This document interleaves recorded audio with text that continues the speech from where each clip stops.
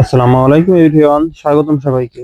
এখন আমরা আলোচনা করব এইচএসসি ফিজিক্স ফার্স্ট পার্টের চ্যাপ্টার 2 নিয়ে, যে চ্যাপ্টারের নাম হচ্ছে ভেক্টর।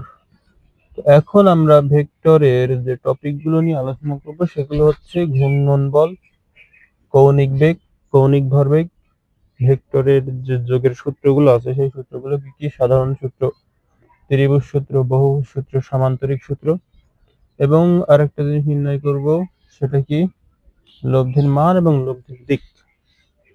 এখন আমরা এই টপিকগুলো নিয়ে আলোচনা করব। তো চলো শুরু করা যাক। প্রথমে আছে আমাদের ঘূর্ণন বল। ঘূর্ণন বল এদেরকে আরেকটা নামে রাখা হয়, সেটা হলো টর্ক বা টর্ক, অর্থাৎ ঘূর্ণন বলকে টর্ক বলা হয়। ঘূর্ণন বলকে কি বলা হয়? ঘূর্ণন বলকে বলা হয় হচ্ছে টর্ক। ঘূর্ণন বলকে কি বলা হয়? ঘূর্ণন বলকে টর্ক বলা হয়। তাহলে এর সংজ্ঞাটা আমরা কিভাবে দেব? মনে করো এইভাবে কোন একটা বস্তু ঘূর্ণায়মান, তো একে ঘোরাতে গেলে একটা অবশ্যই বল প্রয়োগ করতে হচ্ছে না? তাহলে এই যে মনে করো এখানে তুমি এখানে এখানে একটা বস্তু ধরে ঘোরাচ্ছ, তো মনে করো বস্তুটা এই বিন্দুতে আছে, পরিধির এই বিন্দুতে আছে, এখানে কেন্দ্র, এটা তুমি প্রসঙ্গ কাঠামো ধরেছো, মানে এর সাপেক্ষে এটা ঘোরাচ্ছ, একে কেন্দ্র করে এটা ঘোরাচ্ছ। তা মনে করো এই বিন্দুতে, পরিধির এই বিন্দুতে বস্তুটা এখানে আছে। তাহলে এই যে কেন্দ্র থেকে, অর্থাৎ প্রসঙ্গ কাঠামো থেকে বস্তুর যে অবস্থান ভেক্টর, সেটা এটা আর আর ভেক্টর, বস্তুর অবস্থান ভেক্টর। এবং এই বস্তুর উপর যে প্রযুক্ত বল, এই বলটা কিন্তু স্পর্শক বরাবর কাজ করবে। কি বরাবর? স্পর্শক বরাবর কাজ করবে পরিধির। স্পর্শকটা কিভাবে আঁকতে হয়? এইভাবে। তাহলে এটা কি? এটা হলো এফ বল, এবং দুটোটা কিন্তু ভেক্টর। তাহলে এই স্পর্শক বরাবর একটা বল কাজ করছে এই বস্তুর উপরে, সেটা কি? এফ বল। এই যে তাহলে কেন্দ্র থেকে, এবার প্রসঙ্গ কাঠামো থেকে কোনো বস্তুর অবস্থান ভেক্টর এবং তার উপর প্রযুক্ত বলের ভেক্টর গুণনকে বলা হয় টর্ক বা ঘূর্ণন বল। সেটা কেমন? টর্ককে এভাবে প্রকাশ করা হয়, এটা যেহেতু একটা ভেক্টর, সুতরাং উপরে ভেক্টর চিহ্ন দিতে হয়, ইজিক্যাল টু লেখা যায় আর ক্রস এফ। এবং যেহেতু একটা ভেক্টর রাশি এটা, সুতরাং এদের একটা দিক থাকবে। তুমি যখন এদিকে এভাবে ঘোরাচ্ছ বা এদিকে ঘোরাচ্ছ, এদিকে এভাবে, তখন দিকটা আসলেই থেটার দিকটা এটা ধরে থেটা হয়, তাহলে দিকটা কোন দিকে হয়? দেখো তো, এদিকে। তাহলে তুমি যখন ঘোরাবা স্ক্রু, মানে আমরা যখন দিক নির্ণয় করি, স্ক্রু এর সাহায্যে নির্ণয় করা যায়, আর একটা নির্ণয় করা যায় কিসের সাহায্যে? আর একটা নির্ণয় করা যায় হলো হাতের সাহায্যে। ঠিক আছে? সেটা কেমন দেখো, যখন আমরা ঘোরাচ্ছি এদিকে, এদিকে ঘোরাচ্ছি, তখন দেখো তো এই আঙুলটা কোন বরাবর? এই বরাবর আসছে না? এই দেখো, এভাবে ঘোরাবো যখন, অলওয়েজ কিন্তু এভাবেই ঘুরবে, এভাবে ঘুরবে, এভাবে। কোন দিকে আসছে? উপরের দিকে কিন্তু। তার মানে উপরের দিকে ঠিক লম্ব বরাবর, এই যে কেন্দ্রবিন্দু, যেই জায়গায় বল প্রয়োগ হচ্ছে এবং যেখানে অবস্থান ভেক্টর, তার ঠিক লম্ব বরাবর যেটা হবে, সেটাই হচ্ছে তোমার দিকটা।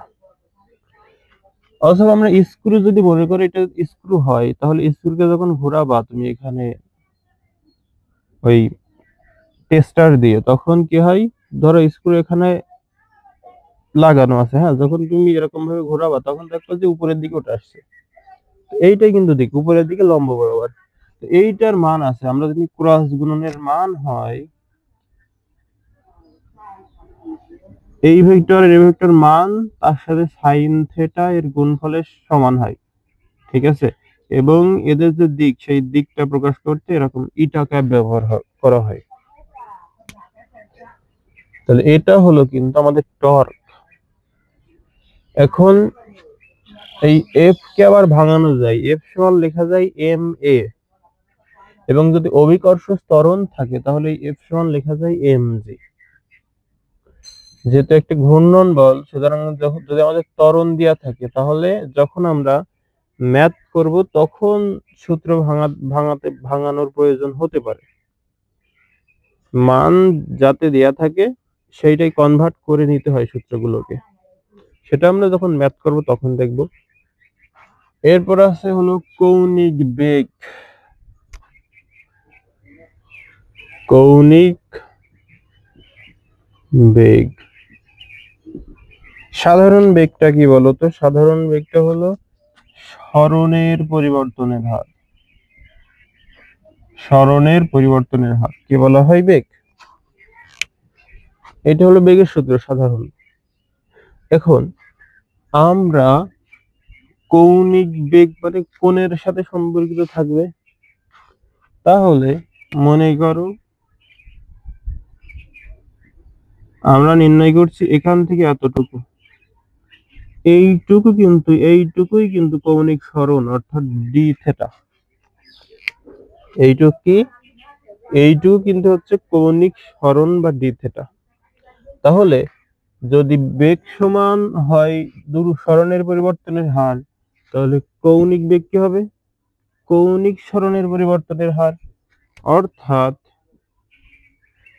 ওমেগা সমান, এটাও কিন্তু একটা ভেক্টর রাশি, ওমেগা সমান ডি থেটা ভাগ ডিটি। এই যে এভাবে ডি থেটা ভাগ ডিটি অর্থাৎ কৌণিক সরণের পরিবর্তনের হার, আর এটা ছিল সরণের পরিবর্তনের হার। উপরে সরণ নিচে সময়, এখানেও দেখো উপরে কৌণিক সরণ নিচে হচ্ছে সময়। এখন আমাদের এই রৈখিক বেগ আর কৌণিক বেগের ভিতরে একটা সম্পর্ক আছে, সেটা আমাদের ম্যাথে কাজে লাগবে। সেটা হলো V vector is equal to omega into R. অর্থাৎ কৌণিক বেগের মান যত বেশি হবে, ভি এর মান তত বেশি হবে। ক্লিয়ার? কৌণিক বেগ যেহেতু আর এর সাথে গুণ সম্পর্ক আছে, তাহলে এটা যত বাড়বে এটাও তত বাড়বে, স্বাভাবিক তো। মনে করো আর কনস্ট্যান্ট আছে, ভালো কথা। এখন এইটার মান যদি 5 হয় তাহলে 5 এর সাথে 5 গুণ হবে। 5 এর সাথে যদি আর এর একটা মান থাকে 2, আর এর মান হলো 2, এর মান হলো 5, তাহলে কত হয়? 10। আবার এর মান যত বাড়বে, তাই না? তাই এর মান 6 হলো, আর ওখানে তো 2 ছিল, তাহলে 6 গুণ কত হয়? 12। তার মানে এই কৌণিক বেগের মান যত বাড়বে, রৈখিক বেগের মানও তত বৃদ্ধি পাবে, এটাই। এখন কৌণিক ভরবেগ আছে। কৌণিক ভরবেগ, সাধারণ ভরবেগ কি? ভর ও বেগের গুণফলকে সাধারণ যে ভরবেগ সেই ভরবেগটা কি? রৈখিক ভরবেগের গুণফল। ভরবেগ সমান আমরা জানি mv, অর্থাৎ ভর ও বেগের গুণফলকে বলা হয় ভরবেগ। ভিটা একটা ভেক্টর রাশি, এটাও কিন্তু একটা ভেক্টর রাশি। তাহলে এখন এই কৌণিক ভরবেগ তার মানে কোণের সাথে সম্পর্কিত থাকবে। সেটা কেমন? ধরো এই একটা পথে কোনো একটা বস্তু ঘুরতে থাকছে বৃত্তাকার পথে, এখান থেকে কোনো একটা বিন্দুর ব্যাসার্ধ ভেক্টর, এত ব্যাসার্ধ হলো যদি বৃত্তাকার পথে ঘুরে, ব্যাসার্ধও বলতে পারি আমরা, অবস্থানও বলতে পারি। তাহলে মনে করো এই বিন্দুতে এর বস্তুর অবস্থান ভেক্টর বা ব্যাসার্ধ ভেক্টর হচ্ছে আর, এবং এই বিন্দুতে যে বস্তুটা তার একটা ভরবেগ আছে, সেই ভরবেগটা স্পর্শক বরাবর কাজ করে। কি বরাবর? স্পর্শক বরাবর কাজ করে। সেই ভরবেগের মানটা হলো পি, এবং এদের যে মধ্যবর্তী কোণ ক্রিয়া বিন্দু সেটা হলো থেটা। সেটা কি? থেটা। তাহলে ওই যে আগের নিয়ম, এখানে যেরকম দিক ছিল, এটা যেহেতু ভেক্টর, সুতরাং এরও একটা দিক থাকবে, এরও কি থাকবে? একটা দিক থাকবে, এবং সেটা কি? আমরা ওই স্ক্রুর নিয়ম নির্ণয় করতে পারি উপরের দিকে। ঠিক আছে? তাহলে আমাদের এই কৌণিক বেগের সংজ্ঞা হচ্ছে কোন কেন্দ্র থেকে ব্যাসার্ধের কোন একটা বিন্দুতে কোন একটা বস্তুর ব্যাসার্ধ থেকে পরিধির কোন একটা বিন্দুতে কোন একটা বস্তুর অবস্থান ভেক্টর এবং তার ভরবেগের যে রৈখিক ভরবেগকে কিন্তু পি দ্বারা প্রকাশ করা হয়। কি দ্বারা? পি দ্বারা। রৈখিক ভরবেগের ভেক্টর গুণফলকে বলা হয় হচ্ছে তোমার কৌণিক ভরবেগ। সেটা কেমন? R vector in cross P vector, এমন। আর এই ক্রস গুণন মানে তার একটা দিক থাকবে, একটু আগে বললামই তো দিকটা কেমন হবে, এইটার মতো এর দিকটা হবে। অর্থাৎ স্ক্রু ঘোরাবা, যেদিকে ঘুরবে ওই বরাবর স্ক্রুটা ঘুরাবা, দেখবা যে যদি খোলে তাহলে উপরের দিকে উঠবে, যদি ঝোঁকে তাহলে ভিতরের দিকে লম্ব বরাবর, অলওয়েজ লম্ব বরাবর। এখন এইটাকে এল দ্বারা প্রকাশ করা হয়। কি দ্বারা? এল দ্বারা। এল সমান লিখবো তাহলে আর পি সাইন থেটা, আর একটা হবে ইটা ক্যাপ। এই তো। এখন এই পি কৌণিক ভরবেগ, সরি এটা রৈখিক ভরবেগ, রৈখিক ভরবেগকে আবার ভাঙিয়ে কি করা যায়? এমভি করা যায়, এমভি করা যায়। অর্থাৎ পি সমান লেখা যায় এমভি। এটা আমরা যখন সূত্র ক্যালকুলেশন করব, যখন আমরা ম্যাথ করব তখন করব। এটি ছিল আমাদের কৌণিক ভরবেগ। এখন আমরা ভেক্টর যোগের যে সূত্রগুলো আছে সেই সূত্রগুলো নিয়ে আলোচনা করব। তো প্রথমে আছে সাধারণ সূত্র। সাধারণ সূত্রটা কি আসলে? সাধারণ সূত্রটা হলো, মনে করো কোন একটা ভেক্টর, আমরা আলোচনা করছি সাধারণ সূত্র নিয়ে। সাধারণ সূত্র, মনে করো কোন একটা ভেক্টরের এটা হলো শেষ বিন্দু আর এটা কি আদি বিন্দু, এটাকে বলা হয় আদি আর এটাকে বলা হয় শেষ। তাহলে কোন একটা ভেক্টরের শেষ বিন্দু এবং অপর একটা ভেক্টরের আদি বিন্দু, অপর একটা ভেক্টরের আদি বিন্দুর যে ক্রিয়াফল বা যোগফল, আমরা এই ভেক্টরকে ধরলাম এ ভেক্টর, এইটাকে ধরলাম বি ভেক্টর। তাহলে কোন একটা ভেক্টরের শেষ বিন্দু এবং অপর একটা ভেক্টরের আদি বিন্দু যে যোগফল, সেইটা হবে প্রথম ভেক্টরের আদি বিন্দু এবং শেষ ভেক্টরের শেষ বিন্দুর যোগফলের সমান। এটা যদি সি ভেক্টর দাও, তাহলে প্রথম ভেক্টরের শেষ বিন্দু এবং দ্বিতীয় ভেক্টরের কি, এই যে আদি বিন্দু, প্রথম ভেক্টরের শেষ বিন্দু আর দ্বিতীয় ভেক্টরের আদি বিন্দু মিলিত হয়েছে কোথায়? এখানে। তাহলে এদের যোগফল কি হবে? A vector B vector. এটা কার সমান হবে? এরা যুক্ত হয়ে কি গঠন করলো? A vector plus B vector. যুক্তই তো হয়েছে, তাহলে এই দুটো যদি যোগ করি তাহলে A vector plus B vector, এইটা হবে প্রথম ভেক্টরের আদি বিন্দু এবং শেষ ভেক্টরের শেষ বিন্দু, এটা তো শেষ বিন্দু, শেষ বিন্দুর ক্রিয়াফলের সমান। সেটা কত? সি ভেক্টর সমান হবে সি ভেক্টর। এটা ছিল হলো সাধারণ সূত্র। এখন ত্রিভুজ সূত্রটা দেখো। ত্রিভুজ সূত্র, ত্রিভুজ সূত্রটা আমরা জানি ত্রিভুজের তিনটা বাহু থাকে, তাই না?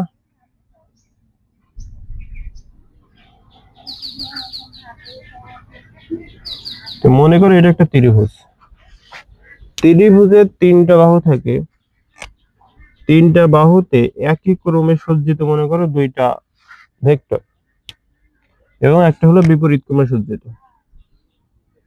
এটা এ, এটা বি, এটা সি। একই ক্রম আর বিপরীত ক্রম, এইটা বলতে কি বোঝাচ্ছি আমি?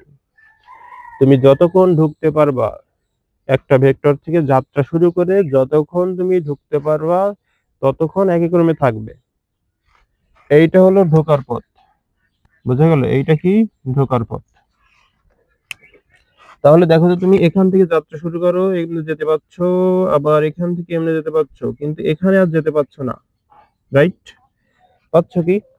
এখানে দেখো এই যে বাধা দিচ্ছে, হুলমুখ মানে ঠেলে দিচ্ছে উপর দিকে, তার মানে তুমি আর এই পথে আসতে পারবা না। তুমি সর্বোচ্চ এখান থেকে এই পর্যন্ত যেতে পারছো, তার মানে যতক্ষণ যেতে পারবা ততক্ষণ থাকবে সেটা তোমার একই ক্রম। তাহলে একই ক্রমে সজ্জিত দুইটা ভেক্টরের কোন ত্রিভুজ ক্ষেত্রের, ঠিক আছে, কোন ত্রিভুজ ক্ষেত্রের একই ক্রমে সজ্জিত দুইটা ভেক্টরের যোগফল হবে বিপরীত ক্রমে সজ্জিত, মানে যেই ভেক্টরটা বিপরীত ক্রমে আছে তার সমান। তাহলে অর্থাৎ আমরা লিখব AB vector plus BC vector is equal to লিখবো এসি ভেক্টর। এই তো একই ক্রমে যারা সজ্জিত থাকবে তাদের যোগফল হবে বিপরীত ক্রমে যে সজ্জিত তার যোগফলের তার সমান। এটা ছিল ত্রিভুজ সূত্র। এখন আমরা যদি বহুভুজ সূত্রটা নিয়ে আলোচনা করি, বহুভুজ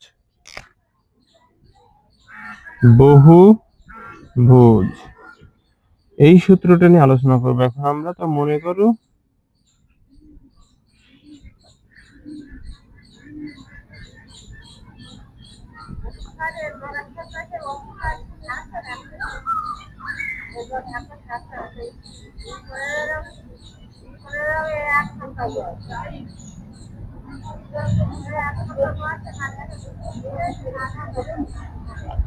তো মনে করো একটা বহুভুজ। বহুভুজ মানে কি, যার অনেকগুলো কোণ থাকে। ত্রিভুজ মানে যার মানে যার তিনটা কোণ থাকে সেটা বলে ত্রিভুজ। আর যার অনেকগুলো কোণ থাকে তাদেরকে বলা হয় বহুভুজ। তা মনে করো এই প্রত্যেকটা একটা একটা ভেক্টর, এটা কিন্তু ভেক্টরের দিক নির্দেশ করছে, ঠিক আছে, কোন দিকে যাচ্ছে আসলে। এখন একই ক্রমে সজ্জিতকে মনে করো এই ত্রিভুজটা তুমি প্রথম কল্পনা করো এইটা নিয়ে, উপরের গুলো যা থাকে থাক, ওটা পরে দেখছি আমরা। তুমি প্রথমে কল্পনা করো নিচেরটা নিয়ে, নিচের যে ত্রিভুজটা। তো মনে করো এটা হলো এ ভেক্টর, এটা হলো বি ভেক্টর। তাহলে আমরা জানি একই ক্রমে সজ্জিত যে ভেক্টর গুলো থাকবে তাদের যোগফল হবে অপরটার সমান। মানে এই ভেক্টরটা সমান, আমরা মানে বিপরীত ক্রমে সজ্জিত এই এই এই এই যে ভেক্টরটা, এই যে এই ভেক্টরটা কিন্তু বিপরীত ক্রমে সজ্জিত। তার মানে আমরা লিখতে পারি যে একই ক্রমে সজ্জিত যে ভেক্টরদের যোগফল সেটা এটা সমান হবে।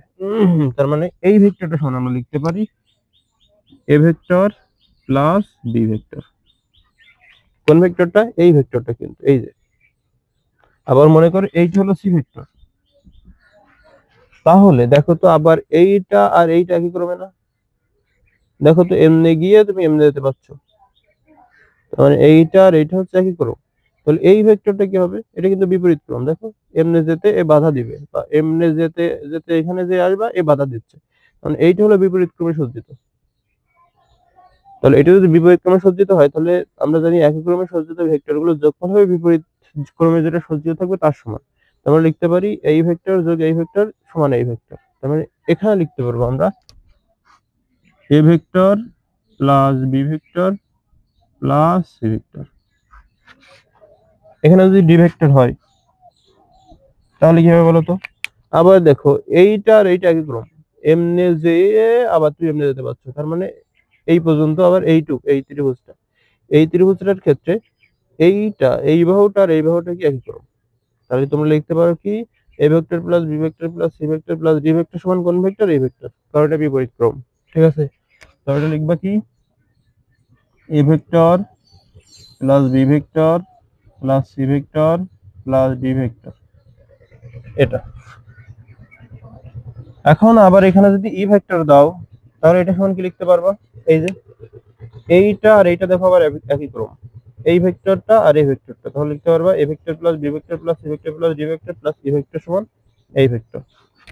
অর্থাৎ এই ভেক্টরটা এই ভেক্টর সমান লিখতে পারবা A vector plus B vector plus C vector plus D vector plus E vector.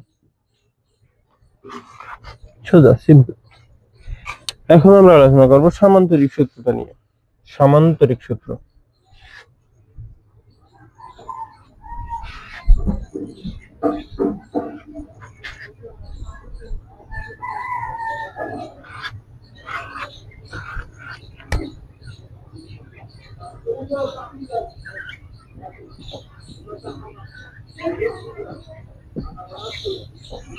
সামান্তরিক সূত্রটা কি বলতো? সামান্তরিক সূত্রটা হলো, মনে করো এই একটা সামান্তরিক, এই সামান্তরিকের এই বাহুটার এই বাহুটা কিন্তু সন্নিহিত। তো মনে করো এই বরাবর একটা বল এই ভেক্টর কাজ করছে, এই বরাবর একটা ভেক্টর কাজ করছে। সামান্তরিকের এই বাহু আর এই বাহু কি সন্নিহিত বাহু না? মানে যদি দুইটা বাহু একটা বিন্দুতে মিলিত হয় তাদেরকে বলা হয় সন্নিহিত বাহু। এবং এদের ক্রম কি এক বলতো? ধরো এ যাচ্ছে এমনি, যেতে যেতে যেতে যেতে যেতে যেতে যেতে এই জায়গায় দেখো, যখন এই বাহুতে আসবে তখন কি ঠেলে দেবে, এখানে তীর চিহ্ন মানে প্রত্যেকটা জায়গায় তীর চিহ্ন, রাইট? তাহলে যে এখানে আসবে সেই ঠেলে দেবে, তার মানে এ আর এ বিপরীত ক্রম। যদি যেতে দিত তাহলে একই ক্রম, যেতে দিলে একই ক্রম, বাট যেতে না দিলে সেটা বিপরীত ক্রম হবে। তার মানে এইটা আর এইটা কি বিপরীত ক্রমে সজ্জিত দুইটা ভেক্টর। তাহলে সন্নিহিত বাহু বরাবর যদি কোনো ভেক্টরের কোন সামান্তরিকের সন্নিহিত বাহু বরাবর যদি দুইটা ভেক্টর ক্রিয়া করে, তাহলে তাদের লব্ধি হবে, তাদের যে লব্ধি বা যোগফল সেটা হবে কর্ণ বরাবর। কি বরাবর? কর্ণ বরাবর। এবং এর মানটা হবে, এটা যদি তুমি মান দাও, এটা পি দাও, পি ভেক্টর, এটা আর ভেক্টর দাও, এটা দাও কিউ ভেক্টর, ওকে, তিনটা ভেক্টর দাও, তাহলে হবে কি হবে, আমরা লিখবো P vector plus Q vector is equal to, sorry, R vector plus Q vector is equal to কি লিখবো, পি ভেক্টর। ঠিক আছে, এটা হলো সামান্তরিক সূত্র। লিখবো R vector plus Q vector is equal to P vector. মানে সন্নিহিত বাহু বরাবর যদি কোনো সামান্তরিকের দুইটা ভেক্টর ক্রিয়া করে, তাহলে তাদের লব্ধি হবে ঠিক কর্ণ বরাবর। কর্ণ বরাবর কি আছে? পি ভেক্টর আছে, সুতরাং আমরা পি লিখেছি, ওকে। এখন এই যে সামান্তরিক সূত্র থেকে বা এই সামান্তরিক থেকে আমাদের এই লব্ধির মান এবং লব্ধির দিকটা নির্ণয় করব। অর্থাৎ যদি দুইটা যে ভেক্টর সেইটা কোনো একটা সামান্তরিক বা সন্নিহিত হয়, এক কথা, অর্থাৎ কোন একটা বিন্দুকে কেন্দ্র করে হয় দুইটা ভেক্টর, তাহলে সেই ক্ষেত্রে আমরা এই সূত্রগুলো অ্যাপ্লাই করতে পারবো। শুধু যে সামান্তরিকের ক্ষেত্রে প্রয়োগ করা যাবে এমন না, দুইটা সন্নিহিত বাহু থাকলে সেই ক্ষেত্রে প্রয়োগ করা পসিবল।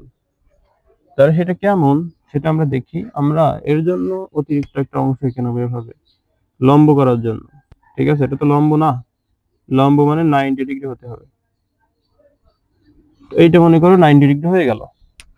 এখন নাম দাও, এর নাম দাও এ, বি, এখানে বি দাও, বি, সি, ডি, ই।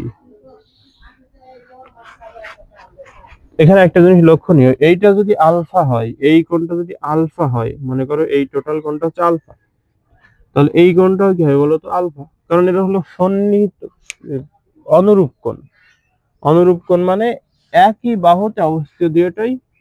এই আমরা জানি একটা যে সামান্তরিক তার এই বাহু আর এই বাহু সমান্তরাল হয়। সমান্তরাল মানে সমান দূরত্ব অতিক্রম করে বজায় রাখবে, বজায় রেখে চলবে। তাহলে তাদের যে কোণটা হবে একই বাহুতে দুইটা কোণ, এই কোণ আর এই কোণ কি একই সরল রেখায় না? তার মানে এই কোণ আর এই কোণ হচ্ছে সমান, কারণ এরা অনুরূপ কোণ। এরা কেমন কোণ? এরা হলো অনুরূপ কোণ। ঠিক আছে, তাহলে এই কোণ আর এই কোণ সেই জন্য আমরা সমান লিখলাম প্রথমে। এর যদি আলফা হয় এটাও হবে আলফা, কারণ এরা একই সরলরেখা অবস্থিত এবং সমান্তরাল বাহুতে অবস্থিত।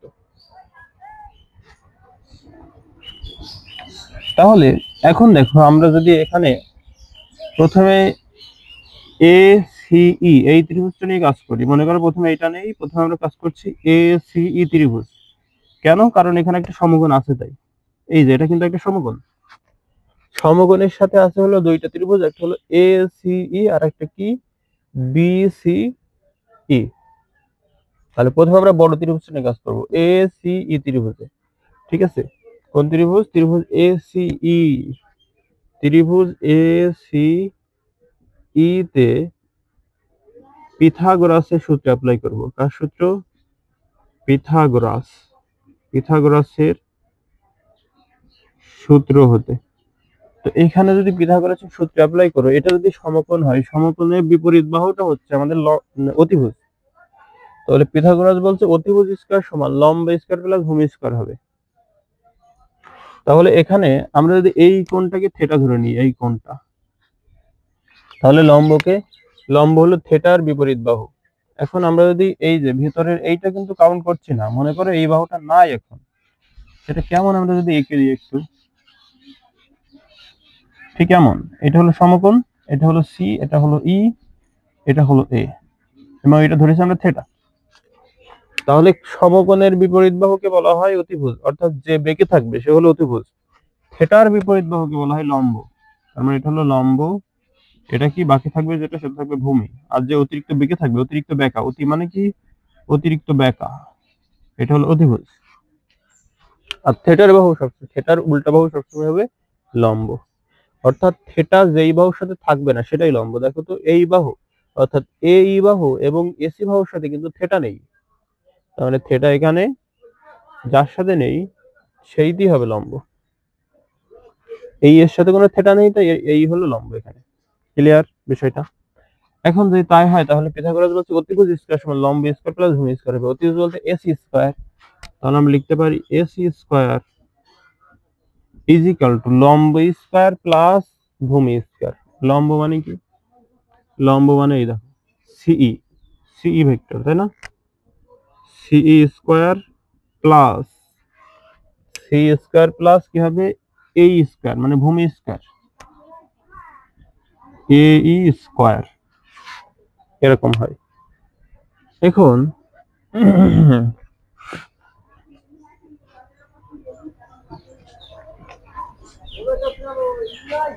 এখন দেখো এই সি সমান আবার লেখা যায় এই সিই, এই সমান সরি এই সমান কি লেখা যায় দেখো তো, এই সমান লেখা যায় এই দেখো এ বি প্লাস বি, এই দুইটা যোগফল লেখা যায় কিনা।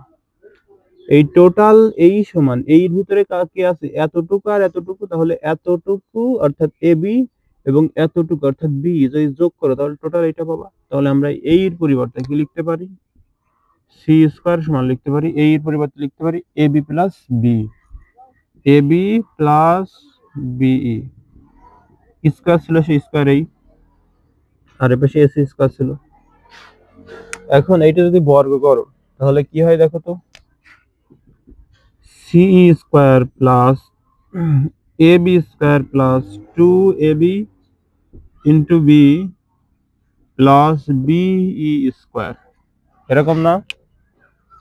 ওই যে A plus B whole square সূত্র করেছে এখানে, এটা গেল। এখন এইটা এভাবে থাকলো, তারপরে আমরা এই ত্রিভুজটা নিয়ে কাজ করবো, এই ছোট ত্রিভুজটা নিয়ে। ওকে, তাহলে ছোট ত্রিভুজটা কি, সিবিই, সি ত্রিভুজ সি বিই হতে, সেই ত্রিভুজটা আমরা এইভাবে এঁকে নিলাম। মনে করো এটা সেই ত্রিভুজ সিবিই, এটা আলফা কোণ সি বিই, এটা কি জানো, এটা হচ্ছে তোমার সমকোণ, তাই না? এই কোণটা কি সমকোণ না? তাহলে তখন যখন তুমি এখানে নিয়ে এই এই এই ত্রিভুজটা নিয়ে কাজ করবা, তখন এটা যদি থিটা, এটা যদি আলফা হয় বা এটা যদি থিটা হয় তাহলে লম্বকে এইটা, অর্থাৎ এইটা হলো লম্ব এখানে। আর যে বেঁকে থাকবে সে তো অতিভুজ অলওয়েজ, আর বাকি যে থাকবে সে হলো ভূমি, তাই না? তো তুমি তুমি এখানে দেখো তো কি লিখতে পারো, যখন তুমি লম্বটা নিবে অর্থাৎ সিই নিবা, সি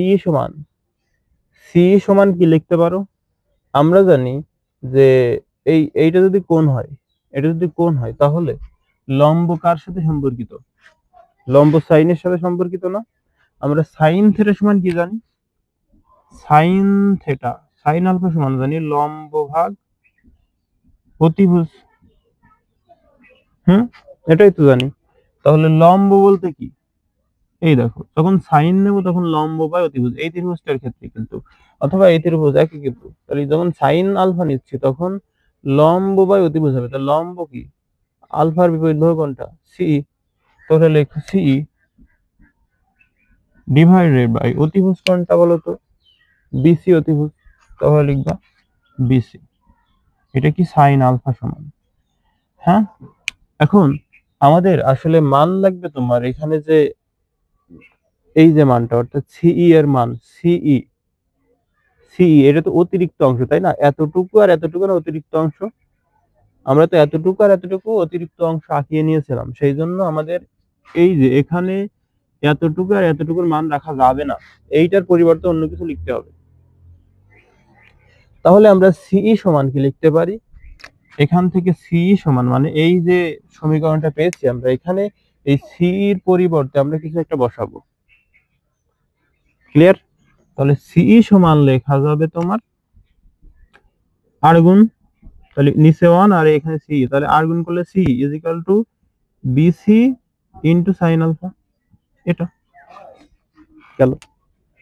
এইবার অতিরিক্ত অংশ এই সি এর পরিবর্তে আমরা এটা লিখলাম, মানে সি এর পরিবর্তে আমরা এটা বসাবো, বসালে ভিতরে চলে আসবে, বাইরে আর থাকবে না। এটা তো বাইরে অঙ্কিত অংশ, এক্সট্রা আকারে নিয়েছি, তাই না?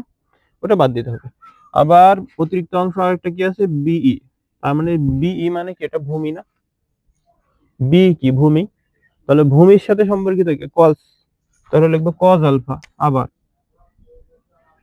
আবার কজ আলফা সমান কি লিখতে পারি, ভূমি বাই অতিভুজ। তাহলে ভূমি কি আছে, বি, আর অতিভুজ কি আছে, বিসি। ভূমি বাই অতিভুজ বি ভাগ বিসি। এখন অতিরিক্ত অংশকে বি, তাহলে লিখবা বি সমান আর গুণ, তাহলে বি সমান কি হবে, বিসি ইন্টু কজ আলফা। এইবারে এই বিসি এর মান আর এই সিই এর মান, বিই এর মান আর সি এর মান এখানে বসাও, বসালে হয়ে যাচ্ছে। ক্লিয়ার? তাহলে বসাও তুমি এখন সি এর পরিবর্তে কি বসাবো বলো তো, সি এর পরিবর্তে বিসি সাইন আলফা। দেখো ভিতরে চলে আসছে, বিসি কই, এই যে বিসি, এইটা, তার মানে কি ভিতরে না, বাইরে তো থাকবে না। তাহলে আমরা লিখবো সি এর পরিবর্তে বিসি সাইন আলফা, তার আবার কি আছে, স্কয়ার আছে, প্লাস এবি এর মান তো বসানো লাগবে না, 2ab ইনটু বি এর মান কি, BC cos alpha, plus plus এটা কি লিখবা, এই যে বি এর পরিবর্তে লিখবা BC cos alpha, BC cos alpha, তার আবার কি আছে, হোল স্কয়ার আছে, তাই না? তাহলে এখন এইটা কি হয় বলতো, বিসি স্কয়ার আর সাইন, মানে এই স্কয়ার ব্র্যাকেটের বাইরে যদি স্কয়ার থাকে, মানে ব্র্যাকেটে যে কয়টা রাশি থাকে প্রত্যেকটাই এই স্কয়ারটা পাবে। তাহলে যদি পাই কি হয় দেখো তো, এই বিসি কিন্তু একটা মাত্র রাশি বোঝাচ্ছে, তাহলে মানে বিসি স্কয়ার আর হবে sine alpha, sine square alpha. Sine alpha কে যদি স্কয়ার করা হয় তাহলে সাইন স্কয়ার আলফা হয়, plus AB square plus 2ab into BC cos alpha, plus এটা হয় BC square cos square alpha. তো এখানেও দেখো বিসি স্কয়ার, এখানেও দেখো বিসি স্কয়ার, এবং এটা আছে সাইন স্কয়ার আলফা, এটা আছে কজ স্কয়ার আলফা। তাহলে এদের থেকে তুমি বিসি স্কয়ারটা কমন নিয়ে নাও প্রথমে। তাহলে বিসি স্কয়ার যদি কমন নাও, বিসি স্কয়ার কমন নিলে এখানে থেকে সাইন স্কয়ার আলফা আর এখানে থাকে কজ স্কয়ার আলফা। এদের ভিতরে দুইটার আগে চিহ্ন কি, এর আগে প্লাস এর আগে প্লাস, বা এই দুইটা যোগ আকার আছে তাই এখানে যোগ হয়েছে। তাহলে বাকি থাকে কি, এবি স্কয়ার আর এইটা থাকে, তাহলে plus AB square plus 2ab into BC cos alpha. Clear বিষয়টা? অর্থাৎ শুধুমাত্র এই দুইজনের কাছ থেকে আমরা বিসি স্কয়ার কমন নিয়েছিলাম, তাহলে বিসি স্কয়ার কমন নিলে এখান থেকে sine square alpha plus cos square alpha. এখন আমরা sine square theta plus cos square theta সমান কত জানি, 1 জানি। এটা কিন্তু সূত্র, sine square theta plus cos square theta সমান 1 জানি। তো থিটার পরিবর্তে আমরা আলফা ধরেছি, তাহলে আমরা এখন এর পরিবর্তে 1 লিখতে পারবো। তোমার এখানে হবে বিসি স্কয়ার ইনটু 1 মানে BC square plus AB square plus 2ab into BC cos alpha, আর এখানে কি ছিল, এসি স্কয়ার। তো এসিটা আসলে কি দেখো তো, এসিটা আসলে হলো লব্ধি, মানে পি স্কয়ার, রাইট? তাহলে এর পরিবর্তে আমরা কি লিখতে পারবো, এর পরিবর্তে আমরা লিখতে পারবো হচ্ছে P square is equal to, BC এর পরিবর্তে কি লিখতে পারবো, বিসি কই, এই দেখো বিসি, এই বাহু আর এই বাহু একই কিনা, সমান্তরাল না দুইটা, এটা যদি কিউ হয়, এটা যদি কিউ হয়, এটাও কি হবে, যেহেতু সমান্তরালের, সমান্তরাল হইলে একই হয় দুইটা, বোঝা গেল? দুইটা একটা সমান্তরিকের আমরা জানি বিপরীত বাহুগুলো পরস্পর সমান হয়, জানি না? বিপরীত বাহুগুলো পরস্পর সমান এবং সমান্তরাল, সমান এবং সমান্তরাল। তাহলে এটা যদি কিউ হয়, এটাও কি কিউ, তার মানে আমরা এই বিসি এর পরিবর্তে কি লিখতে পারি, কিউ লিখতে পারি। তাহলে এখানে লিখবো কিউ স্কোয়ার প্লাস এবি এর পরিবর্তে কি লিখতে পারি বলতো, এবি এর পরিবর্তে আমরা লিখতে পারি আর ভেক্টর, মানে R square plus 2ab, 2 into AB বলতে কত, এবি বলতে কি আর, ইন্টু বিসি বলতে কত, বিসি বলতে কিউ, আর এই কজ আলফা থেকে যাচ্ছে। তাহলে আমরা যখন লব্ধির মানটা নির্ণয় করব, এই স্কোয়ারটা জাস্ট ওই পাশে চলে যাবে। অতএব লব্ধির মান, অতএব লব্ধির মান হবে P is equal to root over Q square plus R square plus 2r into Q cos alpha. এখন আমরা নির্ণয় করব লব্ধির দিক। তো সেইটা লব্ধির দিকটা আসলে কি, আমরা যদি এই একটা মনে করো এই বাহুর সাপেক্ষে, বা আমরা যদি কোনো একটা ভেক্টরের দিকটা নির্ণয় করতে চাই, তার মানে তার মধ্যবর্তী কোণটা নির্ণয় করলে যথেষ্ট, যদি কোণ এতটুকু হয় তাহলে এইদিকে হবে, যদি কোণ আরেকটু বড় হয় তাহলে এদিকে হবে, যদি কোণ আরেকটু বড় হয় তাহলে এদিকে হবে, এভাবে। ক্লিয়ার? তাহলে এই যে কোণের মান নির্ণয় করা মানে দিক নির্ণয় করা। তার মানে আমরা এখান থেকে কোণের মান যদি নির্ণয় করতে পারি, অবশ্যই দিকটাও পেয়ে যাব। এখন দেখো, আমরা এখানে এই কোণের মান নির্ণয় করতে গেলে এই ত্রিভুজটা নেব, অর্থাৎ এ ই সি ত্রিভুজ। এটা কিন্তু একটা সমকোণী ত্রিভুজ। এটা যদি আমরা আলাদাভাবে এঁকে নিই তাহলে এমন হয়, এটা হলো সি, এটা হলো ই, এটা হলো এ, এবং এদের মধ্যবর্তী কোণ রয়েছে থিটা। তাহলে থিটা যদি এটা হয়, এটা হবে লম্ব, থিটার বিপরীত বাহু, এটা হবে ভূমি, আর যে বেঁকে থাকবে সে হবে অতিভুজ, তার মানে হচ্ছে অতিভুজ। তাহলে এটা যদি থিটা হয়, এটা যদি থিটা হয়, তাহলে আমরা যদি ট্যান থিটা নিই ত্রিভুজ এ ই সি থেকে, ত্রিভুজ এ ই সি হতে, ঠিক আছে, এখান থেকে আমরা যদি ট্যান থিটাটা নিই, ট্যান থিটা, ট্যান থিটা সমান কি জানি আমরা, লম্ব বাই ভূমি জানি। তাহলে লম্ব কি, এখানে লম্ব হচ্ছে সি, অর্থাৎ সিই, আর ভূমি হচ্ছে এই, তাহলে লিখবো সিই ডিভাইডেড বাই এই, লিখলাম। লেখার পরে এই এর পরিবর্তে আবার লেখা যায় এ বি প্লাস বি, মানে এই মানে কি, এ বি আর বি এর যোগফল। তাহলে আমরা লিখবো উপরে সি ছিল থাকবে, আর নিচে লিখবো এ বি প্লাস বি, এটা। তো ওই যে আগের মতোই, আগে যেমন লব্ধির মান নির্ণয় করলাম, আর এই যে অতিরিক্ত অংশ ছিল এইটা, এর অতিরিক্ত অংশ ছিল এইটা, তাহলে এদের পরিবর্তে আমরা সেটা একটু দেখে আসি। হ্যাঁ, যেহেতু আমরা মুছে দিয়েছি, আমরা সেটা আবার লিখে নিচ্ছি যে এটা সমান আমরা লিখেছিলাম সি সমান, লিখেছিলাম আমরা সি সমান লিখেছিলাম বিসি, সি সমান লিখেছিলাম বিসি সাইন আলফা, আর বি সমান লিখেছিলাম আমরা বিসি কজ আলফা। তোমরা দেখে নিতে পারো, এর আগে আমরা যেটা মুছে দিয়েছি সেটাই কিন্তু এটা, ঠিক আছে, সেইটাই কিন্তু এটা। অর্থাৎ সি সমান লেখা যায় বিসি সাইন আলফা, এবং বি সমান লেখা যায় বিসি কজ আলফা।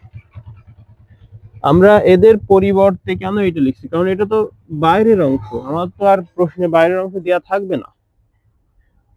প্রশ্নে কি বাইরের অংশ দেওয়া থাকবে? থাকবে না।